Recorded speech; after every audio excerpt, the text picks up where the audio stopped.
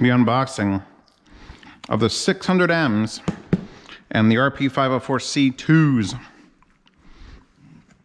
You're supposed to say the number 2 differently, because it's the RP600M2, but I guess you should say Mark II, because they don't put that there, and it's literally just, it's Roman numerals. I never understood how you're supposed to delineate that shit. So I've been waiting a while to do the RP600M Mark IIs. And this is the matching fucking center. Well, do they make a 604C? Because this is a 6-inch driver, that's a 5-inch driver. But as you can see, for a center channel, this is still half the size of a refrigerator. So I'm imagining it's going to punish me very badly. I may not even have the space to set this up. Because, I mean, Klipsch basically sent me an entire Atmos, because those towers have Atmos up firing. I have the rear channels, center. Those could be the sides. Yeah, the RP600Ms are probably designed to be the side channels. And then the back channels would be the little guys over there. This is madness. Let's do the 600Ms first, as far as getting them out of the box. Try not to cut anything up. Klipsch standard paperwork. Dump that down. Paching. We've got our grills packed separately. Let's pull one of these bad boys out. Feeling for a porthole. That's a huge porthole. Oh. Ooh, cork. These are, by the way, all in walnut, which makes it feel like my dad's speakers. That's the oldest of the finishes. And probably the least top selling one, which is why they sent them all to me. Oh, it's been a while, baby. The last time I had RP600Ms, those are the Mark 1s. The last time I had the 600M Mark 1s, we sold those. Klipsch donated them for us to go to RMAF, the Rocky Mountain Audio Fest, in 2019, pre-COVID. So it's been a while since I've actually heard these things in action. And I remember we had these set up on they were a last minute addition. So they went on the farthest ends of the room. They were like 17 feet apart. And they still sounded great. You know how hard it is to get a 6-inch, basically bookshelf speaker? The entire, like the width further, and have it still sound good? The guys go like, put the Klipsch on again, put the Klipsch on again. Oh. So here they are. Back. Ooh, that's new. Can I lean this without damaging it? So you can bi-wire it or bi-amp it, more likely. Little jumper cables coming out here. All metal, like this is gorgeous. Usually they're top and bottom. I'm okay with this. Lows and highs. Here's your slot port. Not quite enough for a sandwich, but definitely, actually that might be smaller than it was in the old ones. More tuning. I don't hate the vinyl covering. Let's move one over here. And move one over here, as we're gonna unload the biggest fucking center channel I've ever reviewed. I don't think it's the biggest one Klipsch sells. I feel like that one's like $2,200. But we are certainly getting up there in size. We're gonna need the grills for these. Probably. Is maybe. Away. Put that away, put this away. How the hell do you get this thing out? It looks like a tower speaker on its side, which is essentially what it is. We got a ring. All right, we're gonna do the drop and pray. I did this for the receiver, so it should work for this as well. Although we're gonna have a little bit more quote unquote fun holding this. Actually, I'm gonna do the stand and walk. I did the drop and pray for the receiver. I'm gonna do the walk for this, where you just sort of like walk it out of the box. Is it out completely? Whoop. Unboxed it out like that. Lucky it happened on the seamed edge, so I could just glue it if I need to. Strip it down. Jesus, this is deep. I just realized the depth. This is a TV stand. This isn't a speaker. This is a TV stand. Is there a top and bottom? Okay.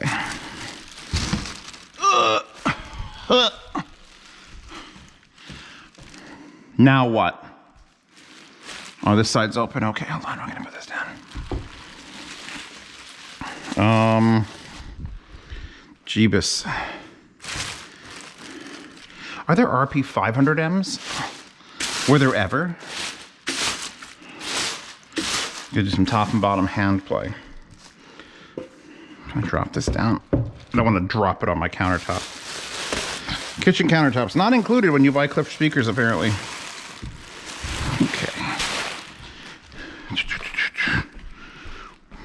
Okay. The question is, how long do I hold on to these boxes? Oh, that big boy. That big boy. That's a big boy. Is this biampable? Nope, it's a single thing. That's a port. Now that's a sandwich sized port for Zeos. Single set of metal terminals. I could feel that there's two pads, probably the same pads that are on that or on the bottom side of this, but nothing in the middle. Oh yeah. So there you go. There's your 6s, there's your 5s. Everything in Klipsch fucking gold, copper? What do they call it? I'm sure Klipsch has a very specific name that if you don't call it by that name, they get upset. Did you just call it copper? This is Klipsch chartreuse metal.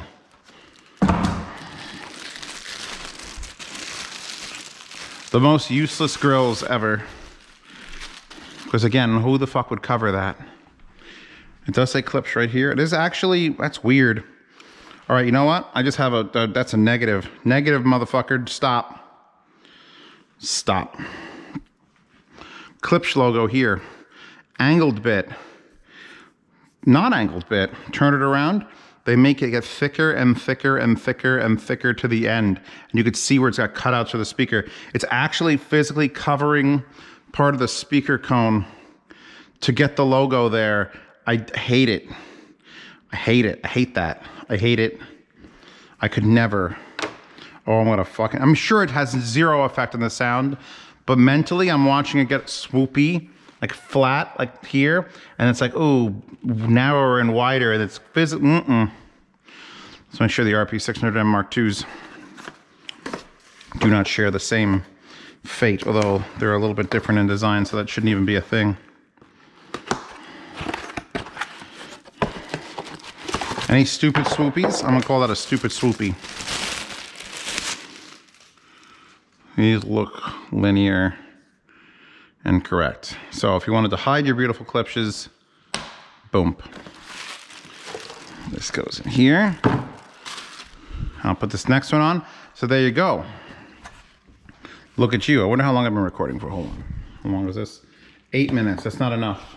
We could unbox one other thing. Fuck it, we'll take one tower out. We'll leave this, we'll take one more tower out. We'll finish this.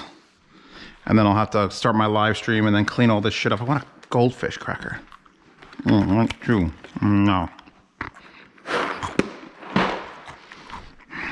So now,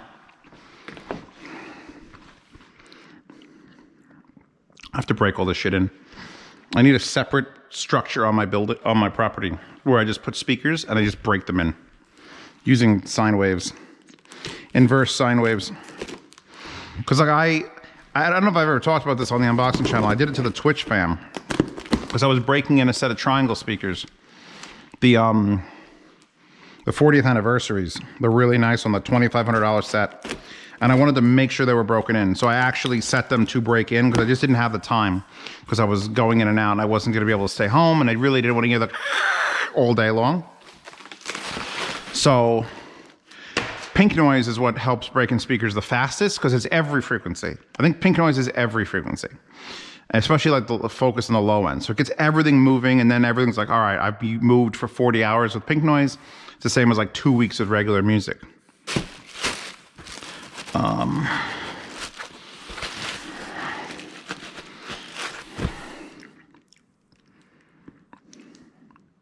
Flip and stand. Probably not the greatest fucking concept right now, but no instructions. Not like open the other end. You are now part of the legendary Klipsch history. Great. I'm about to make history if I drop the shit out of this on camera. But anyway, so what I did was I went into Audacity, an old version of it, because the new version apparently is filled with spyware, because fucking got bought out. And Audacity, I hate when free programs that have like a great reputation get shit on. All right, good. Wow, that got messed up for me moving it. Anyway, I took it on Audacity, took a pink noise. I made sure I made it like real long, and it was mono, so I made it stereo, and then I inverted one of the channels, which means when the speakers are doing this on one side, it's doing this on the other side, so it's doing the opposite. And what that meant is if I put the pink noise on, it'll just sound weird and out of phase, except if I make the speakers kiss each other. We've all made speakers kiss each other. So if you go face to face, so that means the driver for that one is over here and the driver for this one's here. So instead of going like that, they're going like this. And it's like, well, what does that do, Zeos? Well, that means the speaker can't produce sound. It literally can't, because it's absorbing, one speaker is absorbing the energy from the other. So if I literally kissed the two triangle speakers together as close as I could, threw a mouse pad over them so there was no air gap, you could not tell. There was like this very low hiss that was blasting pink noise. And the speakers just broke each other in. It was great. This is never, ever, ever going back in this box. Holy shit. But anyway, yeah. So I have to run that on a few speakers. I actually gave it to Geshelli Labs. Geshelli Labs bought the MoFi SourcePoint 10s for $3,700. And they brought them to, I was at Expona. They brought them to Expona without being broken in. And I'm like, what the fuck's wrong with these speakers? They sound like ass. They sound like nothing. Actually, this was the correct way to do this. Nice. Because I could feel this is the Atmos top.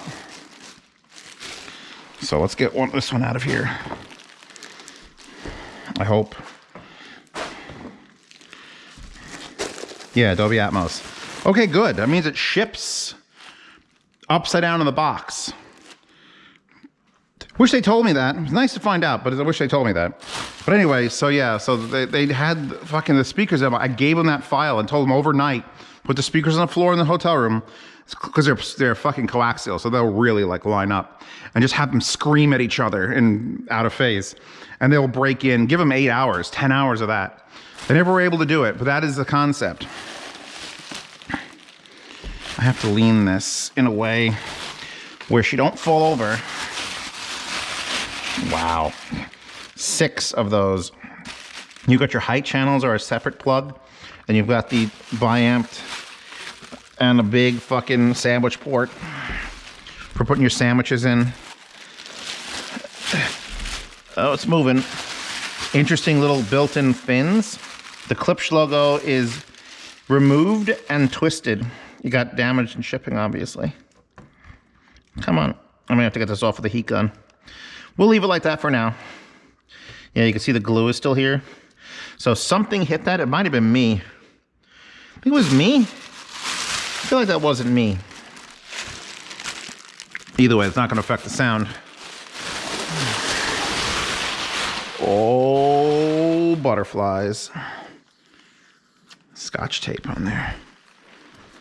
Scotch tape on there. Is it actually scotch tape to the surface? That doesn't feel right. There's some glue on it. Some goo. Time to clean. All right, it's off. Anyway, front. 8-inch rubberized, soft suspended horn. We have a thing here. Hi, cat. Look at that. There's a secret speaker on top, which looks remarkably like this Atmos speaker, because it's basically the same thing. They just hide it in here. And the way this is supposed to work is if you have a real ceiling, which my house very rarely has real ceilings. Oh, I can set up the Atmos in my kitchen. That'll work. My friends were like yelling at me, oh, it's not going to work in your house sucks. I'm like, well, you know what? My kitchen has a ceiling. Speakers, center channel, projection screen, good as gold. And I put this thick foam in here. because it has to do a very specific thing where it's shooting specific frequencies up on an angle, which I could actually put something here to actually see. And then when you're sitting over here, you're supposed to hear the Atmos channels, which are above you, getting shot up and reflecting down from the top. So that is the goal of this. This foam was colliding into this foam, which bent it a little bit and made this one a little square or rounded. I disapprove of that. We'll do this now. Anyway, don't let your cat jump on that and piss into your speaker. That'd be bad news bears. So cover for this obviously is going to be a big ass cover. It looks just like that, looks just like that, looks just like that. We are done with this unboxing. This is officially a 4.0. The subwoofer, they're supposed to be sending me their 14-inch subwoofer, which is an interesting size, so I requested that instead of the 12 or the 16. Also, the 16 wasn't in stock. But yeah, so I'm gonna have an insane Klipsch theater, possibly going in a yard sale in the future if I don't adopt some of these. Like, I might fucking adopt it. I know the 600s are one of my favorite speakers. 600M Mark IIs, we'll find out. Possibly today on a live stream. So anyway. The peace butter.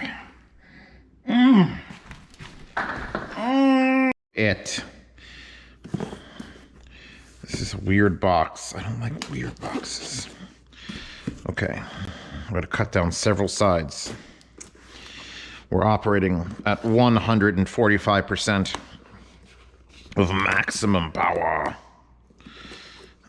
Up. Come on, there we go. Okay, now we have to do, these are the worst boxes to open. They're this style. 5 fucking edges you gotta cut. Normal from Amazon is 3, but you could usually get it done in 1, and it still ripped the corner. You suck. Anyway, SJY headphones. You know them, I know them. You know, Starry Night. The original one was what was the original fucking thing? Well, new one is here. I know, it seems like he makes a new one every few months, and that's because he does. He's obsessed. He's like, he went from making a project, and the last one he did, like the Starry Night, I counted, and they became real headphones. So here's the wire, by the way. He didn't have a balanced one ready for me, so he sent me the 3.5, but I actually have it. And it's the wildest configuration of, it's 4 wires, 2 twists, and then the whole 2 twists are then twisted. So you get this like really thick, knobby wire, which I don't hate. A little rubbery. I don't know how that's gonna grip on clothing. Get your 3.5 millimeters. Oh, you're gonna see them. Oh, you're gonna see them. And you know what the worst thing is? I don't remember the name of these. I don't remember the name of them. I just know he's taking pictures of them on like bushes and in the grass. And I'm like, that looks awesome. Oh, someone's coming after ZMF's pretty brand. They spin a bit. They spinning, but oh my God. I had to talk with him about the grills and how he needs to make them like a little bit cleaner, a little bit nicer, and oh, he pulled that off. Holy fuck, these pads are soft. I feel like there's aerogel in there. Like, what is that? That is so weird. Like, I touch a lot of headphone pads, and as pretty as that insane stabilized wood is, a little rough on the texture here, but handmade, so. But what is happening in here? There's like, this is what anime girls must feel like if you had them in real life. Like, they're that kind of soft. What do we got here? Metal. These are metal. The sliders. They do the full spin, which I don't mind. I wish they were a little bit harder to twist. They're real, like, woo, woo. Can I get them to both go? Woo. Yeah, that's a new thing for me. The Synthird 3D printed bits here. The rough texture, which I actually like for gripping. Let's see. R&L indicators there. Leather strap, real tight to the head. Oh man, these will fit DMS. I have to go all the way up to fit them to fit me, but they fit me. That means they'll have, if you have gill, wow, they're fucking comfy. Oh shit. Oh, fuck. These pads, man. I'm going to have to get some of these pads. Like, I clown on some of the aspects, but this is insanely... Like, it's too soft. But they melt on your head. Dude, that's wild. That is...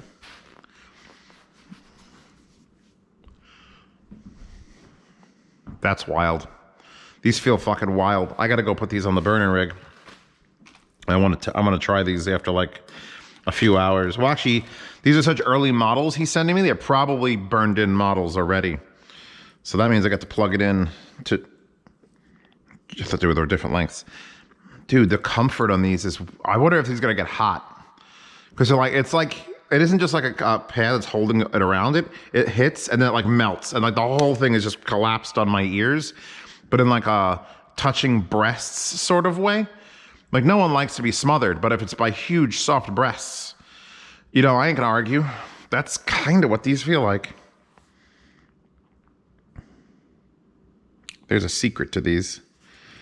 And I'm going to discover it and exploit it.